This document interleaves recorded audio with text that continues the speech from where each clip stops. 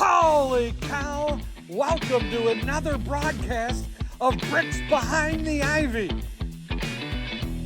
Hey, Cub fans! Welcome to another episode of Bricks Behind the Ivy. I am always your host, Jeff Candid Cubs Rogowskis, and this is a really exciting day for Bricks Behind the Ivy, or all our loyal Brickheads who follow us on Patreon. Today we have Marquee Network's own Cole Wright. Cole, how are you doing today? I'm excellent, Jeff. Thanks for having me on. I appreciate it, man. I wish there wasn't snow going down right now, but I guess that's what we get for having all those nice days in September and October and in the beginning of November. So I was golfing at least 25 out of 32 days. So I guess you can't really complain right now. But yeah, baseball season, when the snow starts coming down, means that baseball season is getting that much closer, right? Exactly. And when I dress like this in my house, my wife always asks me what time batting practice is, because baseball's never too far away when you live like I do, and you spend as much time as you can down here where baseball is always happening. But right, it's like on Fever Pitch when Drew Barrymore asked Jimmy Fallon. She's like, "Oh, so you're going on spring training? Like you work for the team? Like they ask your input?" He's like, "Well, no, not really, but." Where do the Sox rank in terms of importance in your life? I say Red Sox, sex, and breathing. Yeah, that's like fantastic. The man cave is fantastic too. That's an awesome man cave. Yeah, thank you so much. I think a lot of kids dream about what they're going to do with their life and all those things for the future. Like my whole life when I started collecting Cubs stuff, this was the dream, like a house and a spot for me to replicate Wrigley in the best way I could and honor this team that I've just loved so much for so long. But enough about me. I feel like the audience gets enough about me. I'm a talker. Let's focus on you.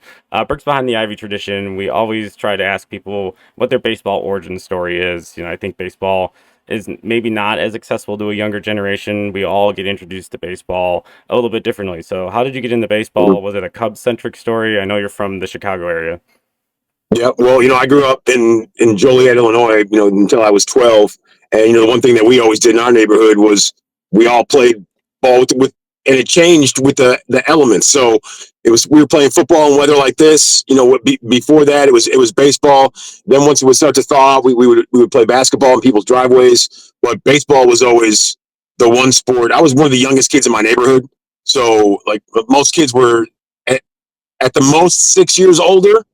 But, most guys that I used to run with were 2 years, 3 years older. But so when we play ball, I wanted to be able to play. So you had to make sure you were good enough. And it helped that I was a little bit bigger than most kids my age. But being able to go out there and be able to play with the older kids, I mean, that's where it really started, playing wiffle ball and just wanting to be able to be out on the field. When the older kids were playing, I wanted to make sure that I was there too. I grew up with two guys, Jeff Sterling and Vince Costa. They lived down the street. Jeff Sterling, he went to Joliet West eventually. Vince Costa went to Joliet Catholic. But if you were playing and one of those guys picked you on your team, you knew you did something right. So I feel like just being able to play with the older guys was kind of where it started. And I played baseball at St. Joe's in Joliet, and then we moved to the Naperville, Aurora area. I played baseball in Naperville and then Aurora, and then for the high school, and then when I played in college. And I played until they told me they didn't want me to play anymore. That's how it was for me. So. It's nice that you got the college. People told me to stop playing a lot sooner. No matter how much I loved playing the game, I was never a good hitter. Always had a good arm and loved playing catcher. But that wasn't a good enough catcher to keep going. And I was a musician, so keeping my fingers not getting jammed was a huge issue. So kind of nice. that direction. But I love the Joliet connection. Another connection to myself, Valparaiso University. Roger Powell Jr. is from the Joliet West area, if I'm not mistaken. So that's really cool. Just a nice hot spot for recruiting and such for sports for the state of Illinois. And actually, my catcher in high school, we got second in state. We lost the state championship to Jason Worth. He went to Chatham Glenwood, and. But our catcher, he went to Valparaiso and played. He and I were the only two guys that went on and played after high school, at least all 4 years after high school. So it's funny, small baseball world when you really look at it. Go Beacons. Absolutely. I guess so for baseball specifically, growing up in the area, your south suburbs part of your life, western suburbs for another part. Did you kind of fall in love with the Cubs? Were you just a Cubs Sox guy, depending on who was good when you were growing up? Which team did you find the most loyalty to? I mean, I've always been a Cubs fan. I mean, you grew up watching everything on WGN. I mean, Harry Carey, Steve Stone. I mean, it just seemed like that's what it was. Wayne Larrivee would come in as the seventh inning. It was the soundtrack to the summer, and it's not like you were inside the house all summer because we were outside playing. It's like I saw a meme the other day. It's like they had 5 kids on bikes. It's like while your mom thought you were riding around the block, you went 5.5 miles away, explored an abandoned building, and like did all kinds of crazy stuff. But that's kind of how it was. You know, it's you come back in the house, you get lunch, you get a cheese sandwich and something else, and maybe an apple or something, and then you keep it moving. Your parents would kick you out of the house until you go back out on the streets and play for the rest of the day. So, for me, it was always being a Cubs fan, and I feel like as I got older and continued to play, and I really started to find what position I was going to fit in at. I played first base, and as much as I love Mark Grace, he's a left-handed first baseman who was a fantastic contact hitter, led the 90s in hits for a reason. So I identified more with Frank Thomas because that's who I wanted to be. I wanted to be like Frank Thomas. I was right when Frank Thomas came in is when I started hitting balls over the fence for the first time. So I'm hey, there's actually a picture of me from high school that I look like a little version of Frank Thomas. So it's like it's funny because I had the chance to work with Frank when I worked at Fox. And one time when my daughter was young, we were walking out of the building, and I introduced her to. I'm like, "Hey, here's Paisley. This is Mr. Frank." And when we walked off, I'm like, "That was one of my favorite baseball players growing up." So that was a pretty cool. Once again, a small full circle moment when it comes to baseball. So like Frank Thomas was my guy, but I was always just a Cubs fan in general. I mean, how could you not be? But just being a baseball fan at my heart, if the Cubs weren't on and the White Sox were on, I would watch. I mean, there were a lot of guys on the White Sox that I realized they can get after it. And Frank Thomas being one of them, Jack McDowell. I mean, you just look at some of the guys that were on those teams. But yeah, Cubs fan first and foremost. I have a picture in the Sears Tower when I was a kid with my mom and dad wearing a Cubs hat. I was like 4 years old. So That's really cool. Yeah, I think it's tough, growing up in the south suburbs, being a Cub fan sometimes, or at least as diehard of a Cub fan as I was. My best friends growing up and the guys I still talk to and talk baseball with, huge Sox fans. So yeah, like that is probably why I dove into analytics so hard, because like arguing with your friends on something you see and then bringing stats to destroy them in an argument became a passion yeah, of mine. So it's just that I feel like that yeah. explains my fandom in a nutshell. So I feel yeah, like the only stat you really need to bring to White Sox fans is 120 plus losses Bones. Oh, sick burn. right now. So yeah, not a great one. That says it all, really. it's hard to kick them while they're down. I feel like, thankfully I've matured a little bit. Like I still have a ton Nice. of toys and stuff in the space down here, but as I've aged, I do realize that both teams in Chicago being good would help the game Yep. tremendously, just to be able to access different people, different fandoms, and inspire other kids to try baseball. When the teams are bad, like that's just bad for the city. It's bad for the game. So I don't That's like to see that exactly. anymore. That's without a doubt. I say that all the time. Like as diehard as Cubs as I am. I mean, entrenched with the squad. I'm there at least 150 days a year when there's games going on. There's ones that get shuffled over to national television or whatever. But that's what I've always said. I'm like, when the White Sox are bad, it's bad for baseball. It's bad for the city. I mean, I'm a Chicagoan, man. Like I like to win. Chicagoans we're very proud people, and we don't like to see, even if it's the team you root against, if it's still in your city, you don't want to see them fail like that. Like when I got my first job in Texas, that's when the White Sox played the Astros in the World Series, and I was cheering for the White Sox. People were like, aren't you a Cubs fan? Like I've been to your house. You got Wrigley Field stuff, Cubs stuff all over your house. You wear a Cubs hat every day to work. And I was like, absolutely, I'm a Cubs fan. Am I a White Sox fan? No, but I'm a Chicago fan, and I can't root against Chicago, and especially when I'm in the middle of Texas. Like, how would that make me look? I'd be the biggest charlatan ever. I'm like, this dude's not from Chicago. He's from Gary, Indiana. What's he talking about? Yeah, I think that's I was a little bit younger when that happened, and yeah, I was not supporting the White Sox at the time, but I think especially now as we've grown some distance from the Cubs winning the World Series and understanding like the futility of both the organizations in the city, like how special that moment is and was for my friends, and now it's so many years away and we're Yeah, approaching very quickly 10 years for the Cubs 2016 run. It really puts things into perspective of, hey, baseball's super hard, and getting to that yeah, moment is super rare. and we have two teams. We double our chances every year if they're good to see something really cool. And yeah, I think that's a perspective shift. But if they were playing, And isn't it in the World crazy? If Series, I'm not mistaken, isn't there only 3 times in history where the White Sox and Cubs made the playoffs in the same season? yeah, no, you're 100% correct. Only 3 times. It's terrible. It's Like, so that's depressing. one of the craziest stats ever. I think that's Terrible. one thing about the Cubs like is ingrained in me is a lot of loyalty and patience, and like it Mhm. really made you a student of the broader game because Cub teams were not great most of my childhood, and you can count the number of times they were in the playoffs, prior to 2015 on like one hand, and each one of those times like they were potentially outgunned or the Cinderella story or all the media train besides 2003 would just take over and Yep. all the unthinkable would happen and like they would turn losing into a like Hollywood-esque art form. But it was yeah, just I think, Yeah. baseball needs to get out of its way. In the city, I feel like I've just grown to the point where both teams need to be good. It would help because getting my kids interested in just one of the teams has been hard enough. Yeah. It's got a learning curve. But I want to just ask real quickly before we move on to talking about the Cubs in general. Now that you've been at Marquee, you've probably had some opportunity to interact with different players. Obviously, you've got like Cliff Floyd and Sean Marshall like on the broadcast. You've probably interacted with Mark Grace, who you mentioned as like someone that Yeah. potentially wanted to replicate. You've gotten to meet Frank Thomas. Is there someone you've met at this point that you were just totally starstruck by in the position that you hold? The one thing that still stands out, that's one of the coolest things of all time, was I got to interview Tommy LaSorda, and this is pretty early in my career. I got to interview Tommy LaSorda when I worked in Baton Rouge, and thanks to Paul Maneri, he was the former head coach at LSU. He was really close with Tommy LaSorda as well as Skip Bertman. There was like a whole connection. Like they're friends with Mike Piazza and his father.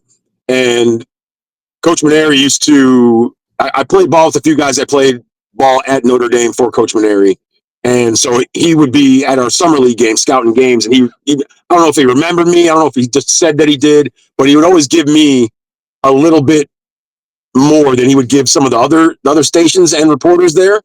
So when everyone else got a Friday night live shot with Tommy LaSorda, Coach Maneri set it aside so I could interview Tommy for what turned into an hour and 36-minute interview in the trophy room at the old Alex Box Stadium. And the only reason it went an hour and 36 minutes is because they cut it short because Tommy had to talk to the team, and they had to be like, all right, Tommy, it's time to go. And just sitting next to him, hearing him talk about Team USA baseball, the World Series, some of the best players he's ever seen. Like I tried to empty out the chamber completely and ask anything I could of him. And that's exactly what I did. And then a few years later, I mean, not a few years later, almost a decade later, over that, to be able to work and sit right next to him when I worked for the Dodgers, because I grew up playing ball with Jerry Hairston Jr. and Scott Hairston and Justin Hairston. And so when there was an opportunity to work for the Dodgers in a fill-in role, Jerry's the one that got me on there. So if it weren't for Jerry, I wouldn't work for the Cubs, because I probably would have just been a guy that worked at NFL Network trying to get the main gig as a baseball guy, as opposed to a baseball guy who worked at NFL Network, who filled in for the Dodgers, who really wanted to come home and work for the Cubs. So that full circle moment, once again, being able to interview Tommy LaSorda and then being able to sit next to him at games in between the dugout and Tommy's seat. And then one day Tommy was yelling at Manny Machado when Machado was on the Dodgers, and Wow. Manny didn't pay him any attention. And then he's like, "Hey, come over here."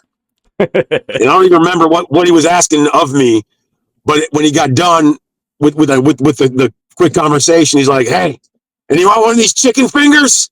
And I was like, "No, thanks, Tommy." But in hindsight, and even right then when I said no, I was like, I should have taken one. I mean, how cool would that have been to take a chicken finger out of Tommy LaSorda's personal stash, get a little bit of honey mustard, and keep it moving? But yeah, Yeah, I was talking with Coach Wanstead the other day, and we were just talking about some at the owner meetings, at the NFL owner meetings, and being around Jerry Jones. And Coach Wanstead was like, "Man, Coach," because he calls everybody Coach. He's like, "Coach, I tell you, man." He's like, "You've done quite a lot in your career." And I was like, "You know what? Like, I really have. And I'm very thankful. I'm very blessed. I'm very lucky to be able to do what I do, and just to be the guy that gets Cubs baseball off the runway every single game. It's a very special responsibility." Yeah, and I personally I enjoy the post game coverage, pre game coverage that you guys do. I think Thank that's you. one thing that, I connect with folks on not just Marquee, but in sports in general that like seem to demonstrate the feeling that I'm feeling like super well. Like you really give off this feeling that you care very much about the results, which I think like when you're reporting, you can lose that a little bit. But like when I watch the game after Marquee and you're sitting there like going with Cliff Floyd or with Sean or whoever is the post game or if the Joe Girardi, the different folks that are on post game, like I just feel like you're sad while I'm sad, and it makes me feel Yeah. so much better in a weird way because like, hey, like we're both kind of pissed like this happened, and Yeah. I always tend to tune in like especially after a tough loss of like you know what like. I want to commiserate with someone. I feel like Cole is giving that to me right now. And it's going to be able to kind of lift my spirits so I can hopefully fall asleep and not like analyze like all the things that I would have done differently because apparently as a fan on the couch I would be better than Craig Counsell at his job, a well Sure. decorated manager in Major League Baseball. Let's do some rapid fire questions. Best All right. moment playing baseball in your baseball career. What is your best accomplishment, favorite memory? Ooh, I hit 3 home runs in a game. It was Oh, just a that's summer awesome. league game. Yeah, but I mean, I struck out the first at bat and fouled out the second at bat and ripped my batting gloves off. And then I hit one, and then my mom came, and I'm like, "Oh, I just hit a home run. I'll do it again." Hit another one, and then my dad pulls up. Is like, "Hey, I just hit 2 home runs. Don't worry, pops, I got you." And hit another one. So I mean, I feel like that was. I mean, I threw an immaculate inning when I was a sophomore in high school. Oh, That well, doesn't that's really beautiful count. too. I think it And it was counts. I against mean. East Aurora, so that really doesn't count. It's like, sorry, East Aurora baseball. And then, in that vein, is there any pregame ritual that you'll swear to or was it always changing up? Because I feel like baseball players tend to be very superstitious, as I am, like very much that way. And not necessarily a pregame ritual, but I would always do the same thing when I get in the batter's box. Okay. I'd always grab a handful of dirt like Roy Hobbs, the natural, Okay, there you go. and I'd rub it on my back leg. And my mom would always get salty at me because she had to do the wash, even if I went 4 for 4 with 3 stand-up doubles and a bomb. It's like why your pants are dirty. So I would do that, and then I dig in. I touch the outside corner, the inside corner, and the back corner of the plate. And even when I'm like at the batting cages with my daughter and I'm just goofing around doing batting practice, I still do the same thing. A weirdo like that, I guess. In my beer league softball league, I used to Nomar. Like I used to like batting gloves, Nice. like all the time. That And was like. oh, by the way, Nomar Garcia Parra has the best Sylvester Stallone Rocky impersonation of all time. Interesting. You'll think you're watching Rocky when you hear Nomar do the impression. Nomar is an all time favorite Cub for me, and I know he was a very very short tenured Cub, but growing up like with the Cubs not being great, when he came to the Cubs, that is a moment in my mind that will stick out forever. I thought was the best day of my life. I'd followed this guy in the Red Sox, thought he was a great player, and was really Yeah. into like the Olympics and like Mia Hamm and like the association there. It just was. Man, he's on the. I have a Hall of Fame over here of like my favorite Cub players, and I've been trying to like collect different things from. Nomar's was one of the first inductees. I'm sure he knows how high of an honor that is versus Cooper Hey, Sutton being in the Nomar's the man. south suburbs. Absolutely. Nomar's the man. Was he a 312 lifetime batting average? I mean, that Yeah, dude did tons of damage. yeah, Tons of definitely. damage. And in the era like of like really awesome shortstops, I felt like there was a time where he was the best of the bunch, like with Jeter and Tejada. Like it was just like Yep. man, I to relive or go back to those times, watch those games. Sometimes I find myself on YouTube like looking that up and thinking how spoiled we were to have all those guys on the American League side for a bit, just like duking it They're out and good. their teams being super good. Man, Yeah, that was it's the funny because life. my buddy I played college ball with, he had a sales job, and one of his districts was Southern California, and he would always come and meet up with me. I'm like, one day I was like, hey man, I got to do post game for the Dodgers. It's like they're playing Cincinnati, so it was way ahead of time because they're obviously on East Coast time and Cincy and West Coast. And I'm like, we'll be done early, so just come on, stop by, then we'll go get something to eat after that. So he comes in, rain delay in Cincinnati.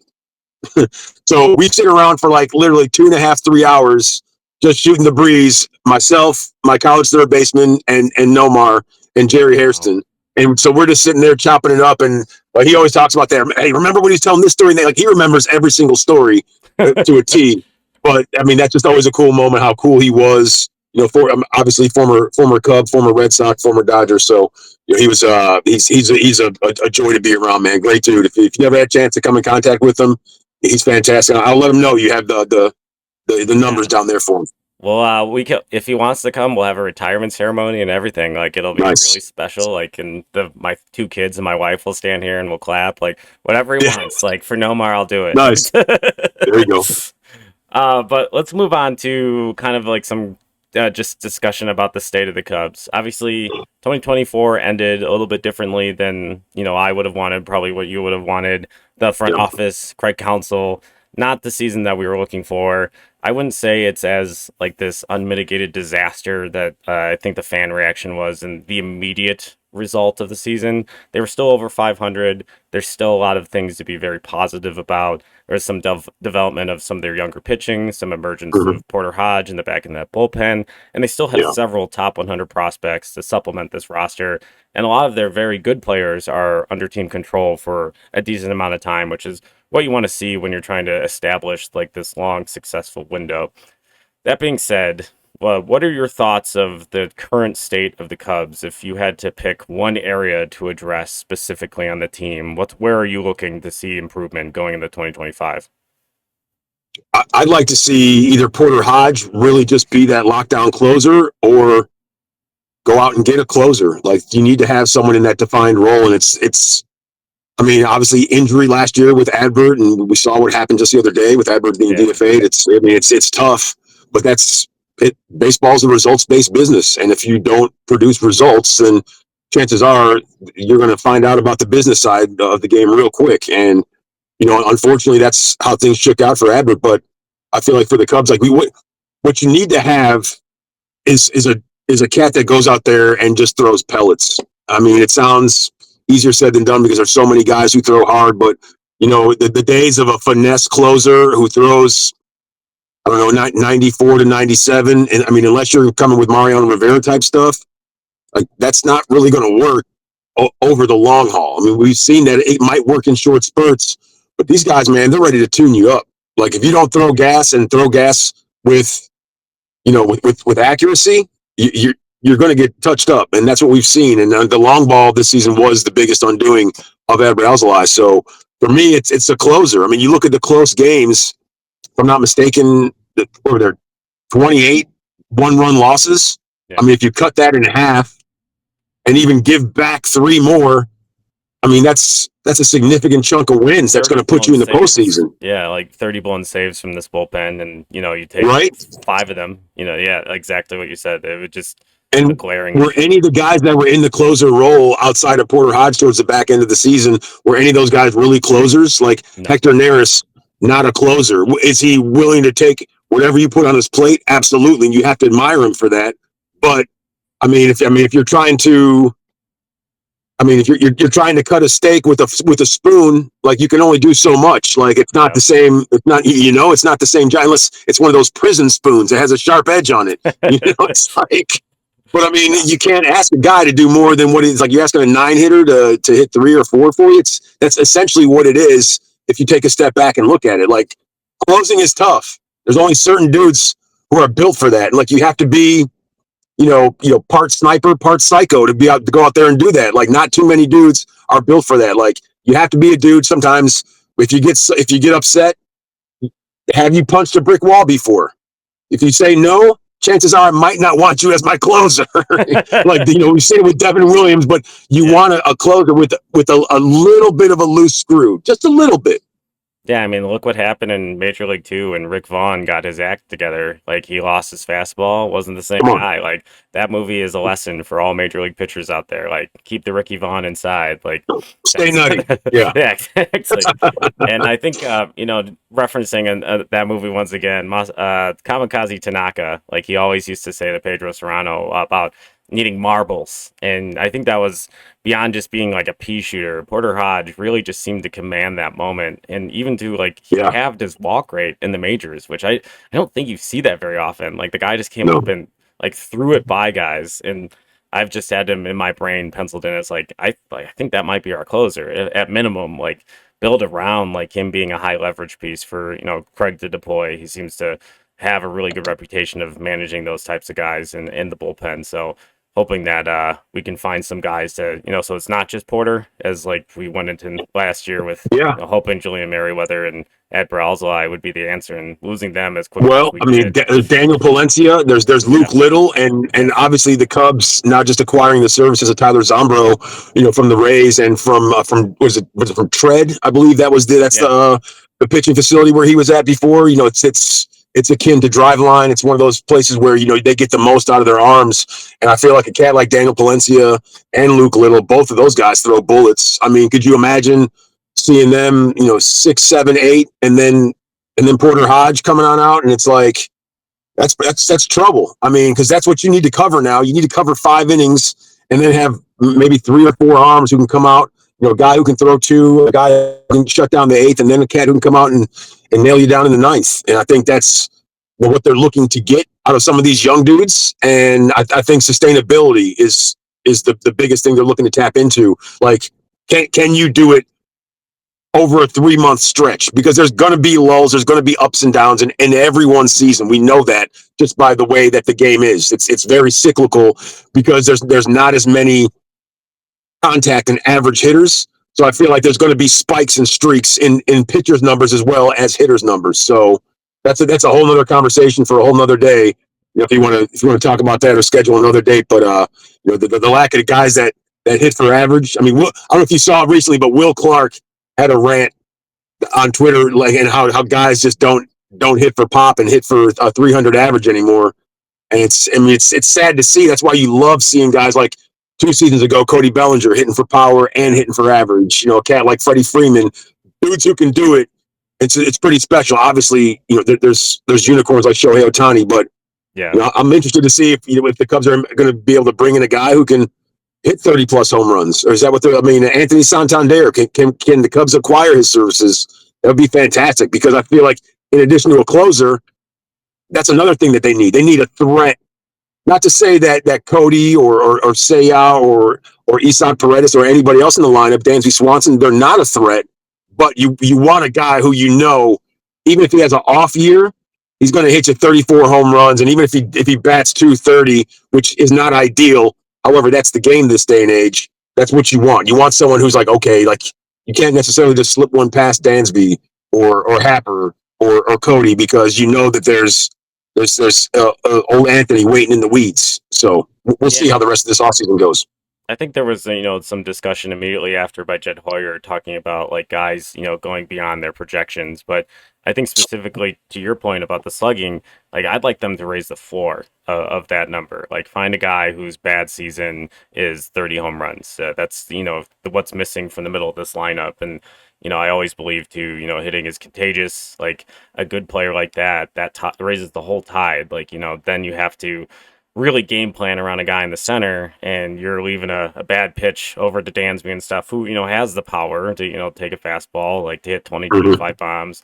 Happer at the top of that lineup, he's got a great eye. Like give an opportunity in the middle of the lineup for a guy who's seen all the pitches that Happer's taken and be able to really just do some damage. So I'm hoping they can find some slugs somewhere this offseason. I think like a lot of the focus is the rotation. It seems, at least in the early noise that we've heard from some national pundits and such, and I think lengthening like any pitching depth, as we've seen in the last like 2 years with pitching injuries as rampant as they are, seems like a pretty solid play for Jed the Chase. I mean, a lot of people have Jed trying to nail down Rooki Sasaki, and I mean, we've seen what this young man's been able to do, and everyone says, oh, it's almost a shoe-in, he'll go to a team on the West Coast, but not necessarily because of the of that international pool money. That's a whole bunch.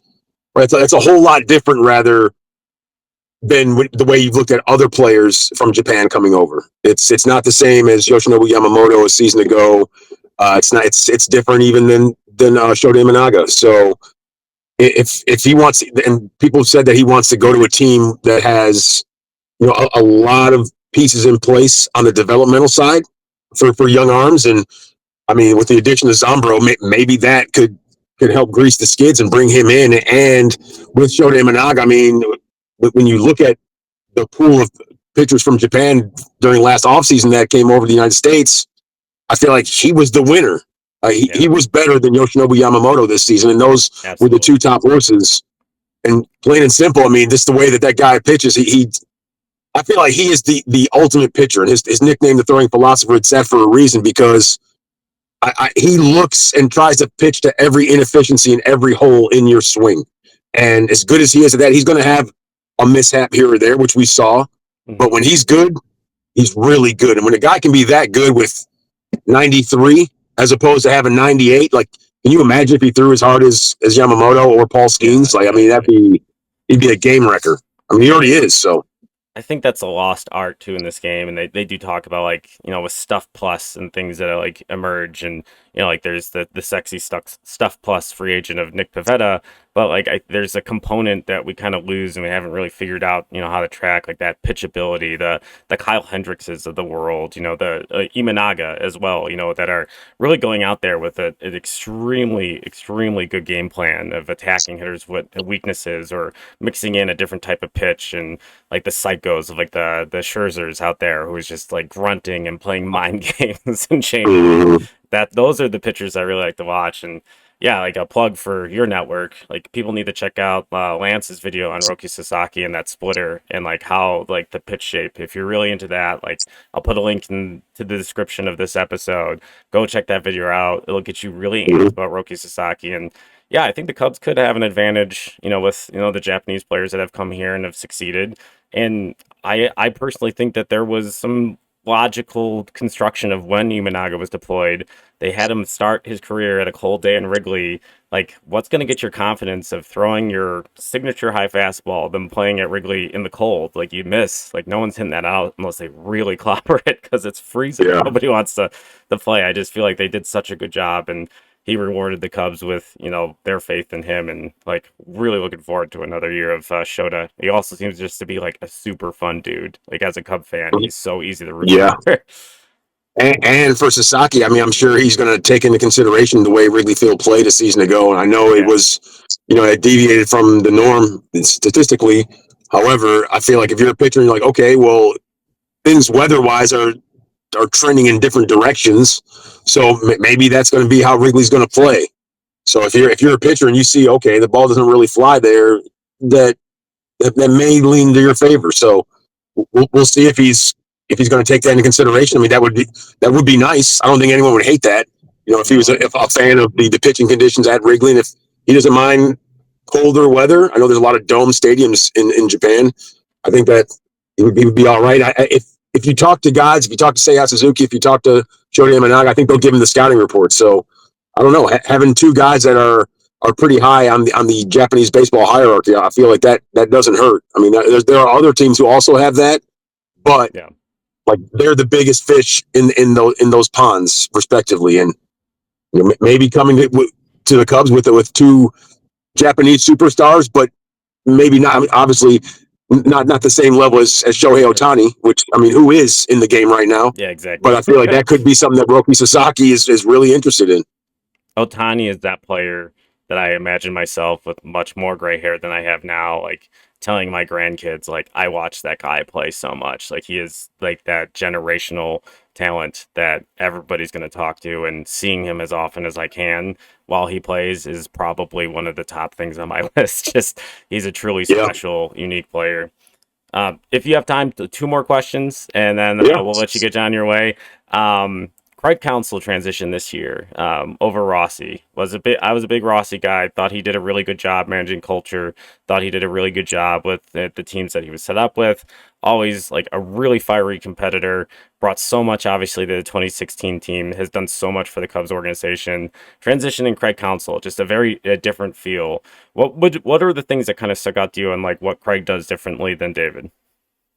I feel like Craig is always even keel. That's the thing. Like, you never know. Is he upset? Is he in a good mood? Is he in a bad mood? And sometimes that's kind of what you want. You don't necessarily want a guy who always manages with his emotions. Not to say that's how Rossi was, or because I was a huge Rossi fan as well. However, I feel like over 162, sometimes you have to be, just cool, calm, and collected. And that's what we've seen from Craig. And I just feel like injuries, that's a part in everyone's season. And that's what he faced a lot this year. And, to not really be at full strength at any one point. When one guy was down, another guy was down. When one guy would get healthy, another guy would go down. So it seemed to be kind of disjointed this season for him in year one. I just think that, in year two, especially if everyone's in camp from the very start, that makes things that much easier. And if there's no injuries early on, I feel like it'll give Craig a chance to put his fingerprints on it, especially now since he has his own staff. I mean, last year it was kind of too late for him to form his own staff, and now we've seen it. We've seen some guys that have come in, and it's going to be a little bit different for him. So I feel like everybody's going to be on the same page. You don't want that, disjointed clubhouse, and I don't think that it was that last year. But I mean, if you take over a company and everybody that works there is like, you know them because you've worked in close confines with them before, but not with them as part of your team. So I understand, guys going elsewhere. Obviously Willie Harris, Mike Napoli, fantastic dudes. Yeah. But they were inherited by Counts. So sure. I feel like with him, with his staff in place, there will be the second year smooth transition. I feel like this could be the year, especially if the pieces of the puzzle all fall into place. Yeah, I agree. I think a lot of fans got upset. I feel like in a kind of an unreasonable way about just his temperament during games in certain situations. But, I think that consistency to me as an observer, someone who's played the game, like I feel like that is something that I would respond to more. And I think that I really enjoyed some of the perspective this past the offseason prior when he came in, just like him like kind of digging into a bunch of different departments. His resume is super cool. Like he's been a player. Like he's got World Series rings. Like the 2001 World Series is one of my favorite of all time. Like just an absolute classic. And like he's been in the front office. He's been an analytics guy. Like he's got so many perspectives. I feel like that has to be a huge advantage in communicating with all the different people you have to communicate in the modern game, like from front office all the way down to developmental players. Absolutely. And he's a smart guy. I mean, you get a degree from Notre Dame. I don't think there's any I don't think there's any dummies walking out of there. So he clearly knows not just the game, but he knows he's book smart as well. So that's a great combination. So last question, just seeing obviously the Cubs have a pretty lauded farm system, lots of top 100, a lot of it bat heavy, some pitchers in there as well that have some really interesting upside that, I'm keeping an eye on that are probably going to end up in probably like the AA Tennessee level this year. Is there a guy, prospect or not prospect, that you think is going to take a big leap going to 2025 or is going to be a big part of whether or not the Cubs are going to be successful that's already in this organization? Well, Matt Shaw's the easy one. I mean, we've seen what that guy was doing at the Premier 12. I mean, he was out there. I mean, he was out there causing damage, and that's what you want to see. I mean, that's there's been a lot of questions about that leg kick. Is it translatable? But he's been a hitter at every level he's been at. I mean, if that's the easy one. I mean, the one that I'm going to hang my hat on is Cam Smith. Now, I know Cam Smith was taken in the first round in the most recent draft, but when you look at him, man, the dude, you can't teach size. I mean, he's 6'3" and change, 245 pounds. He plays a clean third base. I mean, the pop is that next level pop that you want to see. He's a guy who could be that transformative player. And we saw what he was able to do when he went freshman year to sophomore year, took his game to the Cape, really cut down on the strikeouts, increased the power. He's just a student of the game. And, I'm biased because his offseason swing coach is a guy that I grew up playing ball with, and I hit my first over-the-fence home run with his bat. And then I went out and got the exact same bat the next day. And so for Cam to be, with my guy training down there, they're down in Texas, in the offseason. And, it's funny, once again, small baseball world. Like, would I have ever imagined that, my buddy that I grew up playing ball with would be an offseason swing coach for a whole bunch of big leaguers after his career flamed out? I don't think so. And would he ever think that, I do the pre and post game show for the team that we grew up cheering for, and one of his clients that got drafted first round by that exact same team? I don't think so. So, it's some of those things are never lost on me, and that's one of the reasons why I ride right now for Cam Smith, because if this guy can really fit in everything that he brings to the table, it's like we saw the tear he went on in the minors. What is it, 6 games in a row?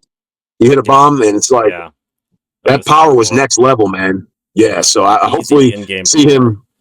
Oh yeah.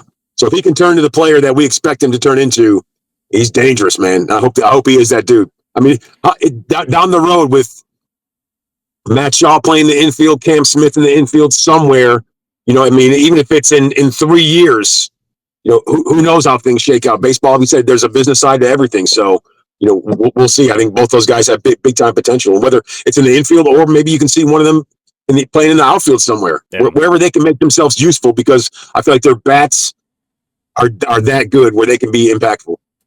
That's one of my favorite quotes about Cam Smith. We had Brian Smith from Cubs on Deck, the big Cubs prospect podcast in the fan space, and he said Cam Smith is the guy where traditional scouts and baseball nerds are going to come together and sing praises, because he's built like an absolute machine. Looks like when you're trying to design a baseball player, you want to be like get fans excited about seeing his size, his potential. Like Cam Smith is that dude, and I'm very much looking forward to seeing him play, and very much looking forward to seeing the unfair expectation of being Dustin Pedroia 2.0 and Matt Shaw at the friendly confines in 2025.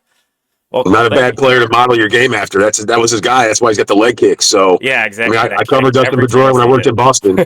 Yeah. And I remember covering Dustin Pedroia when he got hurt. I had to go to Pawtucket and cover him. I remember standing in front of him, and he's got a sleeveless shirt on. No disrespect to Dustin Pedroia, but he didn't have a drop of muscle by the looks of it. I mean, it's like his arms were. I'm sitting there. Look, I'm sitting there like towering over him, and I'm like, this dude hits absolute nukes. I'm like, I don't know how he does it. I'm sure he's not going to let in on the secret, but whatever he's found, that power stroke, he's certainly found it. And like, I mean, I'm a Dustin Pedroia potentially for a Hall of Fame. Bruce Levine and I were talking about this the other day on the show. I mean, if Bill Mazeroski's in, then Dustin Pedroia should get in. And then Bruce is like, well, Bill Mazeroski had a big World Series home run. And I'm like, so that's why we're letting guys into Cooperstown for that?